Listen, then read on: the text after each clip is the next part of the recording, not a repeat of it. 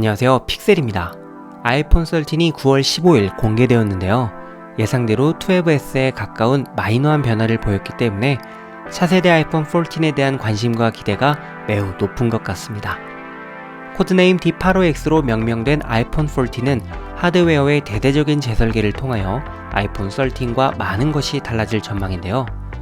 오늘은 차세대 아이폰 14에서 사라질 것으로 예상되는 3가지에 대해 알아보겠습니다. 아이폰 10을 시작으로 지난 수년간 적용되어 온 노치는 아이폰을 상징하는 하나의 요소로 자리 잡았는데요. 카메라와 스피커는 물론 페이스 아이디를 위한 각종 센서를 집약시키며 애플의 고도화된 설계 능력을 보여주었지만 미적인 아쉬움이 있었던 것도 사실입니다. 그러나 아이폰 14에선 이 같은 아쉬움이 옛말이 될지도 모르겠습니다. 팁스터 존 프로스와 애플 애널리스트 밍치고에 따르면 차세대 아이폰에는 화면에 구멍이 뚫린 펀치홀 디스플레이가 적용될 전망입니다. 애플은 페이스 아이디를 디스플레이에서 구현하기 위한 연구를 꾸준히 해오면서 노치의 크기를 점차 소형화시켰는데요.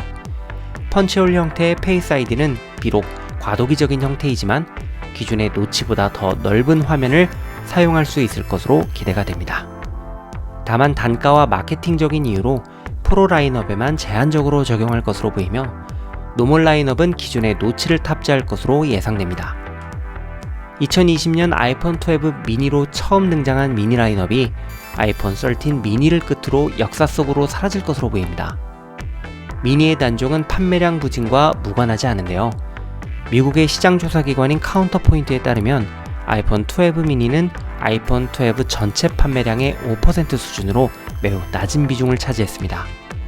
다른 시장 조사 기관인 CIRP의 분석에서는 아이폰 12 미니의 흥행 부족이 아이폰 SE, XR, 11 등 비슷한 가격대의 다양한 선택지를 원인으로 지목하면서 미니 라인업의 부진이 단기간에 해결되기는 어려울 것임을 시사하기도 했습니다. 한편 애플은 사라지는 미니 라인업을 대신해 노멀과 프로의 중간 성격을 갖는 맥스 라인업을 새롭게 추가하면서 대중성을 한층 강화할 전망입니다.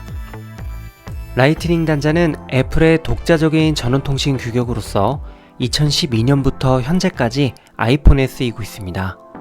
최근 들어 더욱 강화되고 있는 친환경의 흐름은 애플의 독자 규격 사용에 제동을 걸고 있는데요.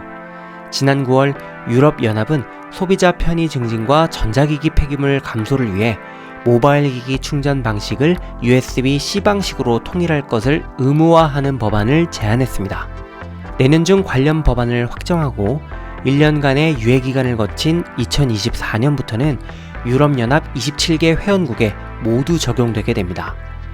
물론 유럽연합에서 발의한 법안이므로 회원국 이외의 국가는 해당하지 않으나 이를 근거로 USB-C 방식을 요구하는 국가가 점차 늘어날 것으로 예상됩니다.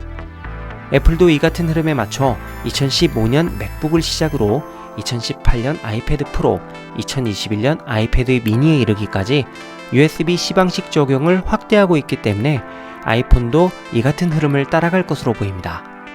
하지만 유럽연합의 규제 대상이 유선 충전에만 국한되기 때문에 맥세이프 기술을 앞세워 완전 무선 충전으로 전환할 가능성도 배제할 수 없는데요.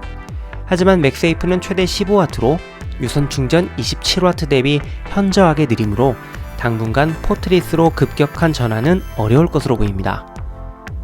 오늘은 아이폰 14에서 사라질 것으로 예상되는 3가지에 대해 알아보았는데요.